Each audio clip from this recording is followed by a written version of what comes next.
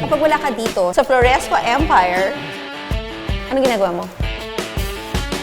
Nagmumotor.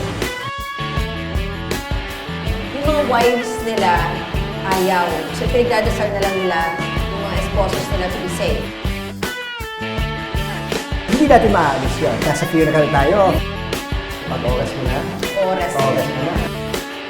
O elementary pa lang, kumukuha na ako ng matay. Yung father ko, wala siyang makasama. So ako yung helper niya.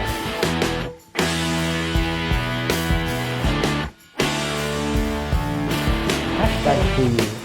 Because pag tinanong sino ka ba, yung tao kasi maiintindihan kanila, makikilala na kanila, diba? The way you present.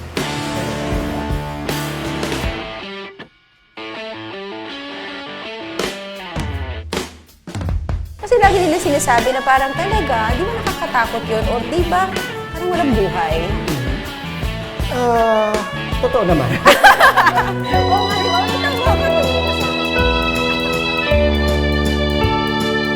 Ako po si Angel Hazel with wings. Hello, Jojo. Magandang hapon. Hi, magandang hapon, Hazel. Thank you. At pinaunlakan mo ang aking imbitasyon na pumunta dito sa Malabon. Kailan ba ako huli nagpunta dito?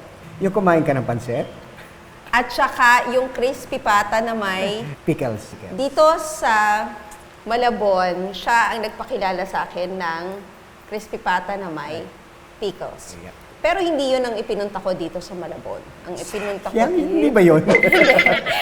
hindi yun. Ang pinunta ko dito ay, gusto ko malaman kasi, si Jojo ay matagal ko nang naging kaibigan mula dito sa industry. Siguro kaya rin tayo medyo nag-click kasi nga, aside sa lapit lang ang age namin. Taray, kalapit sino ba lang mas ang age matanda na? namin. Ikaw. Ikaw. Kasi nga, parang nung time na nagsisimula kami, parang nagkaintindihan na kami na baguhin ng konti or magkaroon ng kulay, yung may innovation, yung funeral. Kaya hanggang ngayon, tumanda na kami, nagkaroon na kami ng white hair dahil dito. So, kakatuwa din na makita na hindi na lang, kumbaga yung mga tinry nating palabasin noong una, ngayon, na-absorb na, nagagawa na ng lahat ng mga karamihan ng mga funeral home na na-expose sa mga training, conventions, na ino-organize ng ating presidente. Okay. Ngayon, na si President Jojo. Mukha na siyang party. It's because of you. Ay, It's because of Angels. Grabe naman. Yeah, Di totoo naman. na. Honestly, just to be honest, ang dami mo kasi in-insert sa funeral. Talaga Ang ba? dami mong in-introduce na eventually na-appreciate nung ano. talaga ba? Na-appreciate. Nakita? Yes. Hindi naman, parang hindi naman offending. Kaya nga pinamahal mo yung servisyo.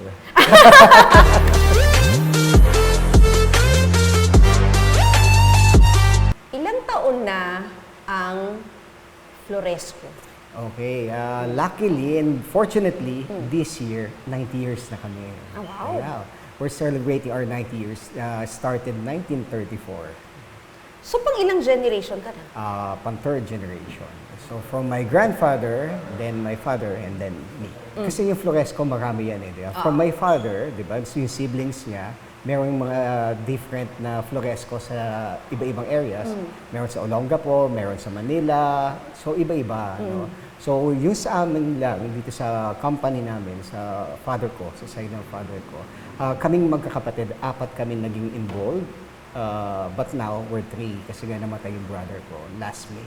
Nag-start kasi yung grandfather ko, masyadong negosyante eh. So, marami siyang pinasukang business nung panahon ng Hapon, di ba? So yun, hanggang eventually, mayroong nakita niya na magandang pumasok sa funeral dahil that time, hindi pa naman talaga nauso. So ang daming namatay, walang ginagawa. Doon yung istorya na, di ba, medyo binabalot lang, tapos nililibing agad. Doon nag-start yun. So, from there, doon siya nagkaroon ng idea, gusto kong magtayo ng funeral. Meron siyang 8 anak. So, yung mga anak niya, nagtulong-tulong, may gumagawa ng ataon, may nagmamasilya. Talaga? Yeah. Yung mga babae, naglalagay ng seda. Ganun sila. Ganun talaga naging family business talaga yung... At yun ay dito sa Malabon. Yes, wala po nag-start. Ay, ang galing. So, sino nag-embang? Meron din siya kinuwang na natuto. Eventually, natutong mag-involve. Kasi nga dati wala naman yes, no? Di ba? Dati, mga ano lang yan, apog lang ginagamit. Oo, di ba? para hindi. Line lang, di ba? Oo. So, yun. Ikaw naman, anong age? Naku, matagal-tagal to. Oo. Anong age to? Kasi, Nung una mong naisip na, or namulat ang mata mo sa funeraria? Bata pa ako. Elementary pa lang, kumukuha na ako ng batay. Meron talaga? meron kasing time na, syempre, limited lang din yung tao namin. Oo. So, yung father ko, wala siyang makasama. So, ang father ko nag-drive nung ambulance. So, ako yung helper niya. Ilan taon ganyan? Siguro mga grade 5 or grade 6 ako. Parang mga ganun. Grade 5, grade 6. Ilan taon yun? 10? Oo. 12? Hindi ka natatakot? Hindi. Kaya ako natuto mag-drive. Gusto ko kasi mag-drive di ba? So, ang ambulance ang ginamit ko. Di ba? Kasi po pwedeng, Para-paraan. Kumbaga yung bahay nyo, nandun din yung embalming, nandun. The usual setup ng funeral dati. Noong di ba? unang panahon. Kasi di ba, dati ang mga funeral, mga family-owned talaga yan, di ba? So, kung nasa yung bahay mo, nandun din katabi or nandun din mismo yung funeral. Anong una mong naramdaman? I see dead people.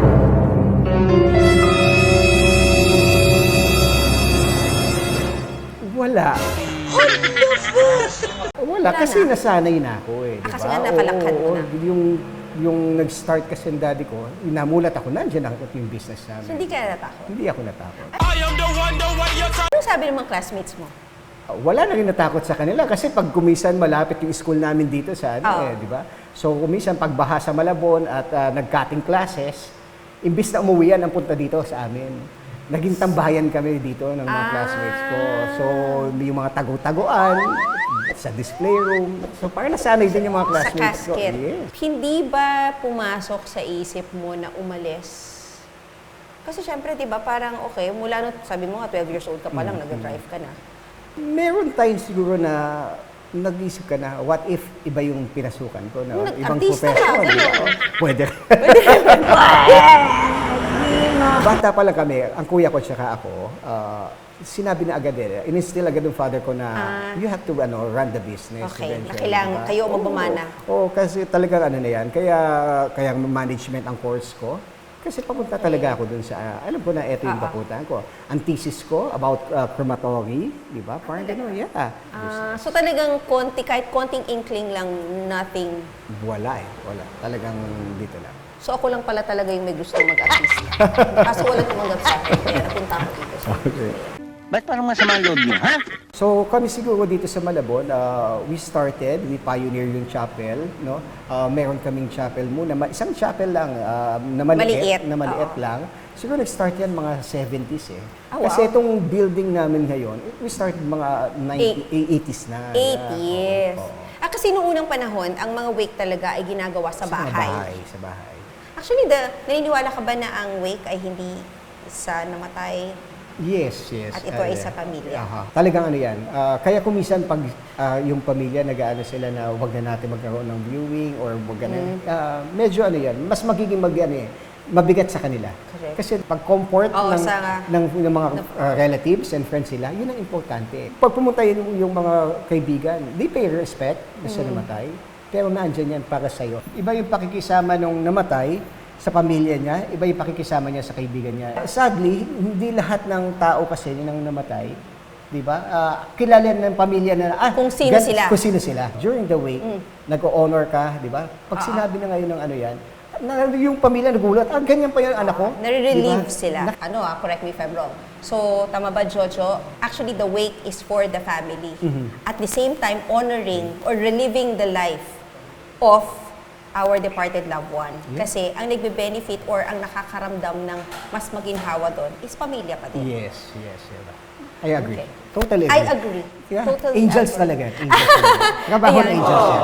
You are entering Yeah. So, ito yung lobby namin. Yeah, Oo, lobby area. ang ganda. Ganda ha. Ito ang showroom nyo. Showroom, office. Ganda, liwanag. So, dito Bakit iba na siya? yung ground floor kasi namin, usually ito yung nakikater doon sa regular market ng Malabon. Di ba? Yung medyo mababa ang service na kinukuha. Talaga? Nandito yan, oo. Tapos regular. Pero, come to think of it, yung feeling ko dito, hindi naman siya regular. Kasi di ba when you say regular, parang yun yung parang sa masa or pangmasa na. the general. So parang hindi naman. At saka, ganda niya. So ito, so you have 4 chapels dito. 4 chapels na Non-aircon. aircon. Pwede tayo pumasok? Yeah. Wow. Ayan. Ito yung sinasabi mo na bago. Ang ganda naman. Ito lang, very recent na to. Ano lang, I think mga 2 months ago, binago ko lang yung style para medyo mas maaliwalas na siya. Tingnan naman. Malaking bagay yung ano yun, no? High High ceiling. ceiling, yeah. Saka actually, hindi mo siya binago ng basta lang. Kasi meron siyang, may taste. Diba? Ito na yung crucifix. Ang galing. Parang kahit mababang service siya, yung presentation, Oo. di ba? Pag yung mga bisita ng pag nakita nila to, di ba? Meron palang ganito sa Malabon. Oo, Di ba? hindi mo nga siya maisip na mababa ang service nito eh. Kasi para siyang, actually, it's decent. Nagulat nga ako sa'yo, sila yung mababa yung service mababa dito lang. eh. So ito parang entry. Yes. This is a good entry level chapel. Hindi siya mukhang entry level na chapel. Actually, alam mo yung sinasabi nila minsan kapag kunyari papasok kasi sa funeral home, kaya siguro nagkakaroon tayo ng identity na, or hindi naman, ang tawag doon, yung sinasabi na nila, ay funeral, nakakatakot. Ito, hindi siya nakakatakot. So, it is one of the innovations na ginawa mo. Yes. Binago mo yung feel, Pinaga. yung Hindi itsura. lahat ng chapels namin ngayon, since 90 years din ngayon, di ba? So, lahat Binago. binago na namin ng Oo. Mas modern na siya tingnan, mas light.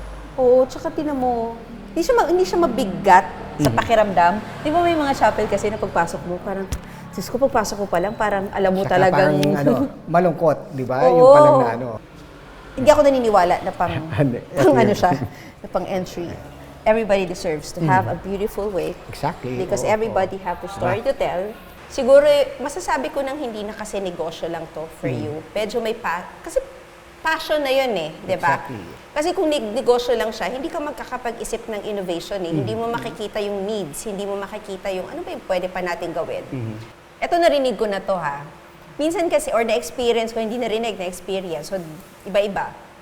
Na nagugulat sila kapag kunyari, ang work ko ay sa funeral.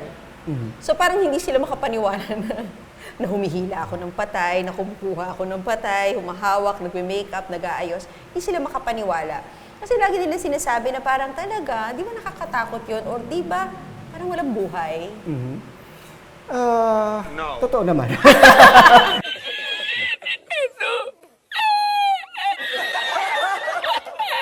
Hindi. Yung pinagka-service natin, walang buhay. Oo, pero yung funeral owners, meron naman, no? One of the reasons bakit nila sinasabi walang buhay, kasi kung pag may-ari ka ng funeral, 24/7 ka.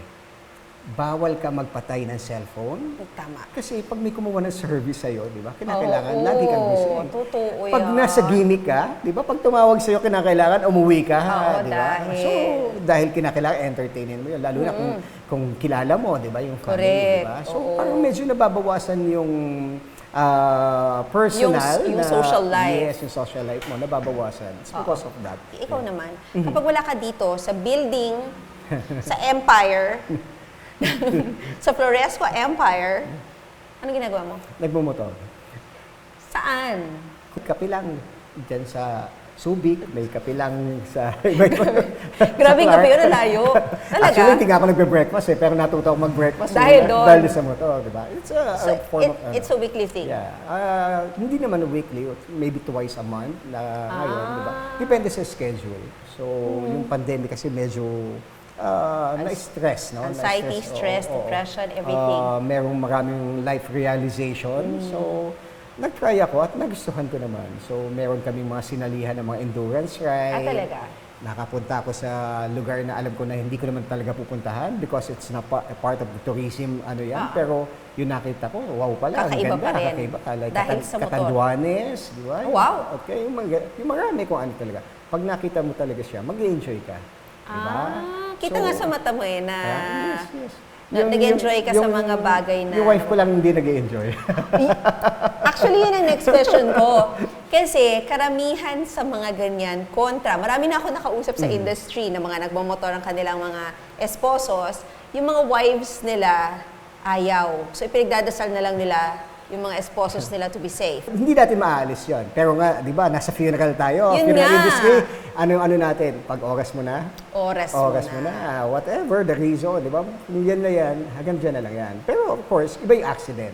Before naman ako sumabak dito sa hobby ko na to na motorcycle at bike, no, nag-train ako twice. Talaga? May training pa pala. Akala ko, Yes, yes. akala ko meron ka lang pambili ng BMW. May bili ako niyan. Doon sa kanya ko na gano'n na. Hindi pala. Nag-train ako twice. Isang off-road tsaka isang on-road. So, para at least, kahit pa paano, may knowledge ka na yung sudden stop, ano gagawin mo. Hindi diba? pala siya ano. Pag mabato, paano ang magiging technique mo. Parang gano'n, meron namang gano'n. So, ibig sabihin, may disiplinang May disiplina. dinadala. Yes. Yung mga Kaya ako, yung nag-try ako nito, nakapag-form na kami ng group. And then meron ako, di ba, may involved ako sa isang organization, di ba? Yung Rotary. yung di ba? Rotary. Ang Rotary, meron siyang International Fellowship of Motorcycling Rotarians.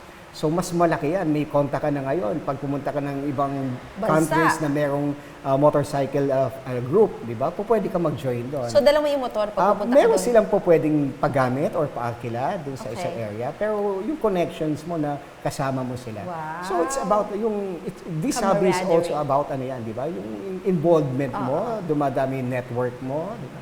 Which is, yun yung kailangan sa business natin. Actually, di ba? kailangan yan, Kailangan no? sa business. Yun yung ano rin, no? Another reason kung bakit, kasi pakikisama mo. Yung networking mo sa iba-iba. So, ako siguro itong federation, I think this is my 14th or 15th organization. No? Diba? Nagsimula kasi ako talagang nagsakristan ako, grade school ako, doon ako nagsimula nang sumali Sa Kristal, Yes, talaga? yes. Doon ako So, nag-start. ano ka na talaga? Bibo ka na talaga? Dati pa lang, ang dami ko ng organization. Bibo ka na bata pa? Hindi naman bibo, pero napunta Aktibo. ako. O sige, aktibo. Active. Yeah, O active. hindi ka, malikot ka na kasi hindi ka maperme. So, Yun kasi marami ka ng... yun yung isang technique na sinabi sa akin ng father ko. You have to be involved sa a very, a different organization. Pero parang feeling ko yung sa'yo talaga nasa dugo mo yung industry. Ito, yung what you're doing. Nag-enjoy. Kasi hindi siya madidevelop, hindi siya magmamature ng ganito sa, Diyos ko, 14. 14 organizations. Ako ata kahit isa wala.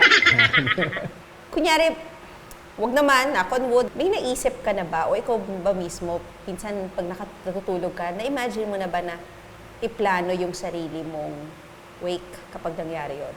Meron akong idea, di ba? Meron akong mga gusto na setup na gusto ko na of course, lagi ako, pag nakita niyo naman ako, lagi ako naka-black, di ba? Oo So, I nga. want a black casket. di So ba? isa lang, actually isa lang ang polo nito. Oo, Ito lang.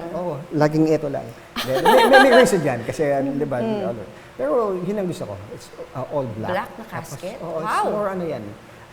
Tapos puro candles lang. Wala siyang, walang ilaw. Walang lampa, ang tawag doon, adorno. Oo, Ano yun? wala yung ating mga lampposts. Yes. Walang ganoon, di ba? It's candle, four Wow. candles. Ganun lang ano ko. Tapos puro, walang flowers, puro leaves lang. Ganun ka. Foliage. Ganun lang ano. Simple lang. Saan?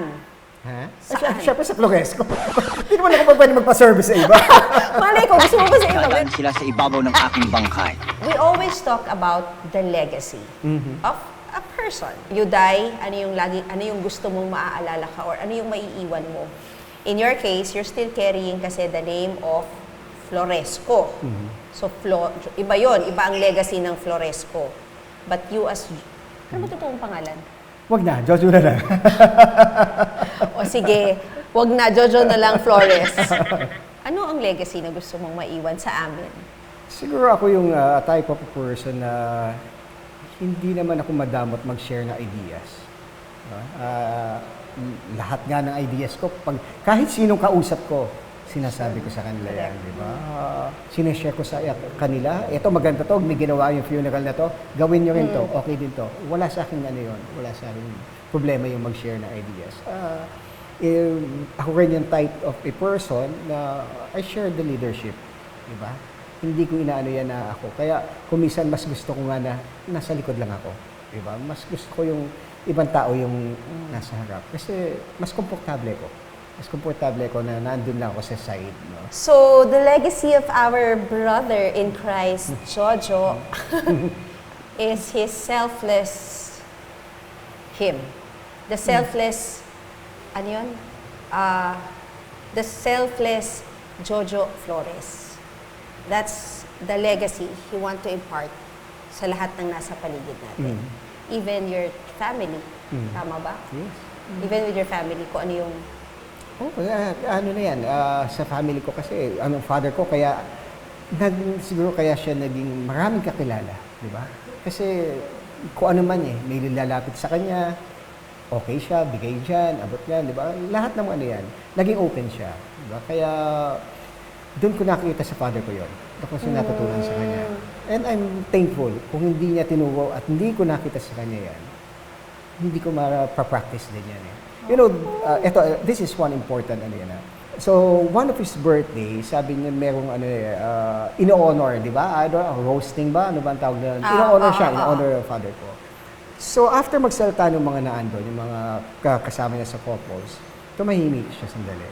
And then, yung answer niya, sabi niya, nagpapasalamat siya sa mga tao na na-appreciate kung sino siya. Pero ang gusto lang niya mangyari na pag humarap siya sa taas, when its time comes, kung ano yung sasabihin sa kanya ni Lord. Yeah. Diba? Sasabihin mo sa kanya, oh boy, tama yung ginawa mo. Diba? Oh boy, nakatulong ka sa gano'n. So, yung time na yon na bata pa ako nun, pero narinig ko yun. May iba yung, impact na agad sa'yo. Meron na agad. So, yun yung ano sa akin. From bata ka pa, your objective is to live in kindness. To choose good. Right? Sana. To choose good, to choose right, and to be of help to everyone. So selfless. And you got it from your father. The words he heard from his father, yun yung legacy na gusto niyang ma-impart niya pag nawala siya. Na ikinuntinyo niya yung ginawa or sinabi ng daddy niya. Kinilabutin ako dun sa legacy na yun. Meron. Recently, meron lang ako na-invite ako na nagkaroon ako ng chance na mag-speaker sa isana. Sabi ko, #whoyou. Diba? #whoyou. It's because pag tinanong sino ka ba, yung tao kasi maiintindihan kanila, makikilala na kanila, diba? The way you present yourself, diba? Yes. The same question ang sinasabi ko sa akin yun, diba? Who you? How do I want to be remembered? Simple lang, diba? Nag-share ako. Hindi ako close lagi. Lagi naka-open ako. Selfless. Ang legacy niya ay the selfless Jojo at ang anak ni Mang Boy. Yeah. That's good. Okay. Thank you so much, Thank Jojo. you. Thank you. Thank you, Hazel, and the rest of your angel. Kasi talaga ang laki ng naitulong niyo talaga sa inyo.